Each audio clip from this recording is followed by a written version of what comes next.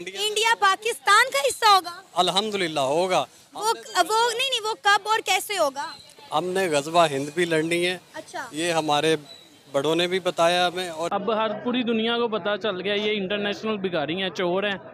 इन्होंने क्या रिलेशन हमारे साथ सही करना। अगर अभी अगले 10-15 साल में एशिया का सबसे जो तरक्की पजीर मुल्क होगा वो इंडिया ही होगा, उसको इसे कोई नहीं रोक सकता। अब बाहर के जितने ममालिक हैं ना, वो है लोग काफिर, लेकिन वो कुरान को पढ़ के अच्छा वो फॉलो इस्लाम को कर रहे हैं, लेकिन वो इस्लाम का नाम नहीं ले रहे। अच्छा, वो चीजें हमसे सीख रहे हैं। इसका उन्होंने मतलब है जितने भी ग्रोइंग कंट्री हैं इस्लामी, लेकिन यूके के प्राइम मिनिस्टर ऋषि सनक आए हैं, उन्होंने प्रॉपर इंडिया के प्राइम मिनिस्टर से मुलाकात भी की है। उन्होंने स्टेटमेंट उन्होंने ये दिया कि भाई मुझे फख्र है कि मेरी जो रूट्स हैं वो इंडिया से हैं, इंडियन ओरिजिन हूँ। और उन्होंने अंदर उनके जो है ना वो हरकत दूसरी हैं। ये नहीं हम कहते कि पूरा इस्लामी निज़ाम है, लेकिन नहीं, उन्होंने कुरान को पढ़ा, वो गोरे होकर कुरान को पढ़ के वहाँ से सीख। 75 जो है ना, साल हो गए पाकिस्तान को बने गलती से आज़ाद हो गए। क्या गलती से आज़ाद हुए वे? क्योंकि इंडिया की तरफ से इसमें कोई कंस्पिरेसी नहीं है। इंडिया ने बहुत पहले ये ऐलान कर दिया था कि हम पाकिस्तान को इंटरनेशनली जो है वो आइसोलेट करेंगे। एटमी ताकत होने के बावजूद अगर बांग्लादेश वहाँ जा सकता है, बांग्लादेश एटमी ताकत नहीं है, बिल्कुल ऐसे बांग्लादेश जा सकता है, हाँ। तो हमारे लिए कितनी शर्मिंदगी है कि यार उन्होंने हमको नहीं। और इसका न सिर्फ उन्होंने ऐलान अपनी वजारत खारजा की सतह पे किया, बल्कि उनकी लीडरशिप ने कि हमने उसको आइसोलेट कर दिया है और मजीद आइसोलेट करेंगे। तो कुछ ज़्यादा दूर नहीं है वो दिन के हम इंडिया से बहुत आगे जाएंगे। अच्छा। और इंडिया कुछ भी नहीं है पाकिस्तान के आगे मेरी नज़र में, क्योंकि इसकी वजह है कि पाकिस्तान के अंदर हर वो चीज़ मौजूद है जो इंडिया के पास नहीं है। अगर इमरान खान होता है, ये G20 किया, G20, J30, J14, ये सारे इजलास इधर ही होने थे जब अलहदा हुए थे। जो इस चीज में इस मौक़िफ़ की रोशनी में मुखालफत करते थे ना, वो मेरे ख्याल में वो लोग ठीक थे। इंडिया चांद पर चला गया ना, इंडिया अभी गया है, हाँ। लेकिन हमारे हुक्मरानों ने हमें पहले ही भेज दिया है। हमें आसमानों पे भेज दिया। हाँ, उन्होंने बोला आसमान पे चले जाओ अभी। पाकिस्तान बनने की मुखालफत। हाँ जी, अगर मेरे ख्याल में अगर वोट कास्टिंग हो ना किसी भी मुल्क के साथ, खुदा की कसम हम दूसरे मुल्क को ना वोट कास्ट कर देंगे। इंडिया के लिए वोट का। नमस्ते दोस्तों, स्वागत है आपका मेरा यूट्यूब चैनल एसएस एक्शन पर। दोस्तों, भारत के दिल्ली में हो रहा है G20 के समिट, और इस समिट पर दुनिया भर का कहना है कि इस समिट में बहुत ज़्यादा सक्सेसफुल जो मीटिंग हो रहा है वो है, और इसमें दुनिया भर का head of the state, prime minister, president आए हुए हैं। और इसमें सबसे बड़ी बात यह है कि इसमें यूके की प्राइम मिनिस्टर ऋषि सुनक का एक स्टेटमेंट बहुत ज़्यादा वायरल हो रहा है, जो कि उन्होंने एक स्टेटमेंट देकर ये कहा है कि भारत और यूके के बीच में फ्री ट्रेड एग्रीमेंट साइन हुआ है, और भी बहुत सारे एग्रीमेंट साइन हो रहा है। और इसके साथ साथ उन्होंने ये भी कहा है कि मैं प्राउड फील करता हूँ कि मैं इंडियन ओरिजिन हूँ और मैं हिंदू हूँ। और इस स्टेटमेंट को लेकर पाकिस्तान मीडिया में बहुत ज़्यादा चर्चा हो रहा है। तो आज हम इसी हवाले से देखने वाले हैं कि पाकिस्तान पब्लिक इस पर क्या रिएक्शन देती है। तो चलिए, वीडियो बहुत ही इंटरेस्टिंग होने वाला है दोस्तों, चलिए शुरू करते हैं। पूरी दुनिया के जो कंट्रीज हैं आपस में बिजनेस करते हैं, ट्रेड करते हैं। अभी इंडिया में G20 की मीटिंग हो रही है, जहाँ पे यूके के प्राइम मिनिस्टर आए हैं, और भी बहुत से प्राइम मिनिस्टर आए हैं, प्रेसिडेंट आए हैं। लेकिन यूके के प्राइम मिनिस्टर ने वहाँ पे स्पीच की है, उनके प्राइम मिनिस्टर के साथ उन्होंने मीटिंग की है, जिसमें उन्होंने ये कहा है कि भाई हमें जो फ़ख्र है कि हम यहाँ इंडिया के साथ डील कर रहे हैं, हिंदू होने पर फ़ख्र है, और ये चीज़ें हैं। क्या कहना चाहेंगे पाकिस्तान की भी जो कंडीशन है, आपको नहीं लगता कि हमें भी तमाम कंट्रीज़ के साथ मिलकर डील करनी चाहिए, ट्रेड करनी चाहिए, बिजनेस करना चाहिए? ट्राई करके देख लिया हमने, डेमोक्रेसी और बहुत कुछ करके देख लिया। जिस नाम पे पाकिस्तान बना हम एक दफ़ा वो भी चले अप्लाई करके, क्यों नहीं हम कर लेते? पाकिस्तान का मतलब तो ला इलाहा इल्लल्लाह बताते हैं, लेकिन यहाँ पे इस्लाम का निज़ाम क्यों नहीं है? इस्लाम का निज़ाम इस वजह से नहीं, मैं पहले बता चुका हूँ, इस्लाम आएगा, इन लोगों की ये जो सियासतदान है, इनकी अय्याशियाँ, बदमाशियाँ ये ख़त्म हो जाएगी। इस्लाम के अंदर जो है ना, वो जो तनख्वाह एक मजदूर की है वो जो है ना वजीर की हुआ करती है। अच्छा। जनाब सिद्दीक़ अकबर वो जितनी एक मजदूर की तनख्वाह थी, जनाब सिद्दीक़ अकबर वो तनख्वाह लेकर राया चलाया करते ठीक है। ये निज़ाम होता है। इस्लाम आएगा, जिसने काम करना है वो आगे करेगा। बिल्कुल अच्छा लगा बात करके। लास्ट में एक सवाल सिर्फ होगा, वो ये कि अगर दूसरे इस्लामिक UAE, सऊदीया की बात करें, इससे मतलब मेन पे वही इस्लामिक कंट्रीज देखे जाते हैं ना, तुर्की की खास, इन 3-4 कंट्रीज की बात करें, वो कैसे बेहतरी की तरफ जा रहे हैं, या कम से कम स्टेबल हैं? हमारे जैसी कंडीशन नहीं है कि भाई भूख मार गई, भूख भूख भूख, और IMF से कर्जा और बेरोजगारी, भागो पाकिस्तान से भागो, ये कंडीशन नहीं है। वो लोग इस्लाम को फॉलो कर रहे हैं, हम लोग इस्लाम को फॉलो कर रहे हैं। मसला क्या है, कहाँ पे है? आप बाहर के जितने ममालिक हैं ना, वो है लोग काफिर, लेकिन वो कुरान को पढ़ के अच्छा वो फॉलो इस्लाम को कर रहे हैं, लेकिन वो इस्लाम का नाम नहीं ले रहे। अच्छा, वो चीजें हमसे सीख रहे हैं। इसका उन्होंने मतलब कुरान, जितने भी ग्रोइंग कंट्री हैं इस्लामी, लेकिन उन्होंने अंदर उनके जो है ना वो हरकत दूसरी हैं। ये नहीं हम कहते कि पूरा इस्लामी निज़ाम है, लेकिन नहीं, उन्होंने कुरान को पढ़ा है, वो गोरे होकर कुरान को पढ़ के वहाँ से सीखते हैं कि यार कुरान डेवलपमेंट की तरफ जाते हैं। यानी ये ग्रोइंग कंट्रीज है, G20 कंट्रीज है, ये सारे इस्लाम को सीख रहे हैं। मैं कह रहा हूँ इस्लाम से वो अखज़ करते हैं, वो अपने काम की चीज़ लेके आइडिया वहाँ से लेते हैं, फिर वो दुनिया पे राज करने के लिए हम लोग जो उनसे अकल के अंधे हो चुके हैं शायद। नजरियाती तौर पर हम आज़ाद नहीं हुए अभी, वैसे जिस्मानी तौर पे आज़ाद है जी बंदा। इंडिया की फॉरेन पॉलिसीज के हवाले से कि आज दुनिया भर के बड़े बड़े लीडर्स इंडिया में मौजूद हैं। फ्यूचर पे बात करेंगे, हाल पे बात करेंगे, बहुत सारे गोल्स पर बात होगी, बहुत सारी अचीवमेंट के लिए प्लान्स किए जाएंगे। और पाकिस्तान, आपको नहीं लगता कि कहीं ना कहीं आइसोलेट होकर रह गया?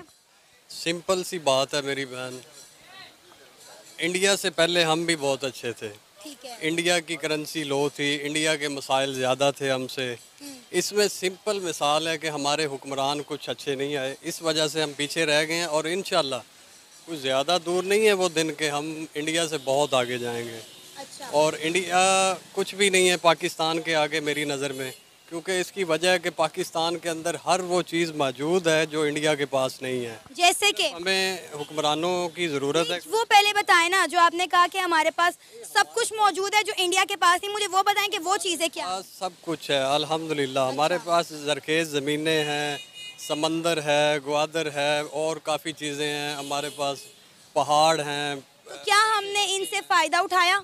इनसे फ़ायदा नहीं ना उठाया। वही तो मैं कह रहा हूँ कि कुछ अरसा आप पीछे चले जाएं तो हम इंडिया से बहुत आगे थे। ठीक है, अब भी अल्हम्दुलिल्लाह हम दिफाई तौर पे इंडिया से बहुत आगे हैं। और एक दिन होगा कि इंडिया पाकिस्तान का हिस्सा होगा, सीधी सी बात है। हमने तो अभी बहुत लंबी तैयारियां की हुई हैं। इंडिया पाकिस्तान का हिस्सा होगा? अल्हम्दुलिल्लाह होगा। वो नहीं, वो कब और कैसे होगा? हमने गज़वा हिंद भी लड़नी है। अच्छा। ये हमारे बड़ों ने भी बताया हमें, और एक दिन होगा और इंडिया पाकिस्तान का हिस्सा होगा, ये आपको कन्फर्म बता रहा हूँ। और इंशाल्लाह होगा। ये तरक्की वाला काम तो बाद में ना, हम तो इंडिया का हिस्सा बनना जा रहे हैं। सर, हमारे मुल्क में खाने के लाले पड़े हुए हैं, अवाम पाकिस्तान छोड़ छोड़ के भाग रही है। आप किस माइंड ऑफ स्टेट से ये बातें कर रहे हैं, मुझे तो समझ ही नहीं आ रहा। आप सेंसेस में हैं, आप जो बातें कर रहे हैं, आपको पता आप क्या बातें कर रहे हैं? बिल्कुल सही बात कर रहा हूँ, अल्हम्दुलिल्लाह मैं अपने होशो आवाज़ में हूँ। हम लग नहीं रहा ना मुझे। एक दिन इंडिया पाकिस्तान का हिस्सा होगा। कैसे होगा ना, मुझे बताएं तो सही। जो इकॉनमिक्स की बात कर रहे हैं या ये चीज़ें, ये बहुत छोटी चीज़ें हैं। हमारे मुल्क से प्यार करने वाले बहुत हैं, सिर्फ कुछ हुक्मरानों की वजह से हम पीछे रह गए। दुनिया में आपका कोई इंटरनेशनल लीडर आना नहीं चाहता। मुझे आप बताएं, पिछले दिनों सऊदीया के एक प्रिंस ने आना था, उसने आने से इनकार कर दिया। इस वक्त यूके के प्रेसिडेंट, अमेरिका के प्रेसिडेंट, रशिया के सब इंडिया के अंदर मौजूद हैं। IMF के MD इंडिया के अंदर बैठे हुए हैं। आप मतलब मुझे समझ नहीं आ रहा कि हमारे पाकिस्तानी कब बाशाऊर होंगे, कब अकल आएगी? हमें किसी से कोई लेना देना नहीं है। हम अल्हम्दुलिल्लाह बाशऊर हैं, हमें अकल भी है। और फिर अपने मुल्क को ठीक कर लेना, अगर किसी से आपको कुछ लेना देना नहीं। कोई बोला पाकिस्तान के हुक्मरान ही ऐसे, तो कौन बुलाएगा इनको? जिनको दूसरी बार को गरीबी नहीं देता, उनको उधर को बुलाएगा? यार वो पागल है। ठीक है, वो मुल्क के सियासतदान हैं, ये कोई सियासतदान है? ये तो लूटने वाले चोर हैं। ये पाकिस्तान अगर इमरान खान होता है, ये G20 क्या, G20, J30, J14, ये सारे इजलास इधर ही होने थे। लेकिन पाकिस्तान तो G20 का मेंबर ही नहीं है, वो कैसे इजलास यहाँ पे होने थे? तो आप लोग इनके सवाल करें ना। ठीक है, इनसे सवाल करें ना। ये भी बात है कि भाई अगर बांग्लादेश इस G20 में जा सकता है, बेशक मेंबर नहीं है, लेकिन उन्हें बुलाया गया। बांग्लादेश तो हमारे से लैदा हुआ, आज वो कहाँ, इन्होंने बताया। भाई पता ही क्या है, मेरी बात सुनो, अल्हम्दुलिल्लाह हमारा मुल्क है पाकिस्तान एटमी ताकत वाला है, सुपर पावर एटमी ताकत है, ठीक है ना। एटमी ताकत होने के बावजूद अगर बांग्लादेश वहाँ जा सकता है, बांग्लादेश एटमी ताकत नहीं है, बिल्कुल ऐसे ही बांग्लादेश जा सकता है, हाँ। तो हमारे लिए कितनी शर्मिंदगी है कि यार उन्होंने हमको नहीं बुलाया। नहीं बुलाया भी बड़ी बात नहीं है, बड़ी बात यह है कि हमारे जो लीडर हैं वो क्यों नहीं दूसरे कंट्रीज को के साथ डील करते, वो क्यों नहीं। 75 जो है ना, साल हो गए पाकिस्तान को बने हुए, गलती से आजाद हो गए। क्या गलती से आजाद हुए वे, जब अलहदा हुए थे, जो इस चीज में इस मौक़िफ़ की रोशनी में मुखालफत करते थे ना, वो मेरे ख्याल में वो लोग ठीक थे जो पाकिस्तान बनने की मुखालफत। हाँ जी, अगर मेरे ख्याल में अगर वोट कास्टिंग हो ना किसी भी मुल्क के साथ, खुदा की कसम हम दूसरे मुल्क को ना वोट कास्ट कर देंगे। बात है कि पब्लिक ये कह रही है कि आज अगर वोटिंग हो जाए तो शायद बड़ी तादाद में जो पाकिस्तानियां वोट किसी दूसरे कंट्री के लिए दे दें, अफगानिस्तान के लिए दे दें, पता नहीं चाइना के लिए या इंडिया के लिए दे दें। उन्होंने आवाम को चांद पर चला गया, इंडिया चांद पर चला गया ना, इंडिया अभी गया है, हाँ। लेकिन हमारे हुक्मरानों ने हमें पहले ही भेज दिया है, हमें आसमानों पे भेज दिया। हाँ, उन्होंने बोला आसमान पे चले जाओ, अभी तक कुछ भी नहीं है। तो इनका सोच किस तरह देखिए, ये हर वक्त हर जगह पे इस्लाम और मजहब को घुसा लेते हैं, और इनका कहना है अगर दुनिया ग्रो कर रहा है, गैर मुस्लिम अगर ग्रो कर रहा है, वो इस्लाम से, इस्लाम को फॉलो करके और कुरान को पढ़कर ग्रो कर रहे हैं। तो पाकिस्तानियों, तुम्हारे पास तो बहुत ज़्यादा कुरान है, तुम तो हर वक्त इस्लाम के नारा लगाते रहते हो और ज़्यादा इस्लामिक जो मुस्लिम बनने की कोशिश करते हो, अरबों से भी जो अरब है उनसे भी तुम लोग ज़्यादा सोच रहे हो कि हम लोग ज़्यादा मुसलमान है। तो तुम लोग आज तक क्यों नहीं ग्रो कर सके? तुम लोग क्यों भीख मांग रहे हो?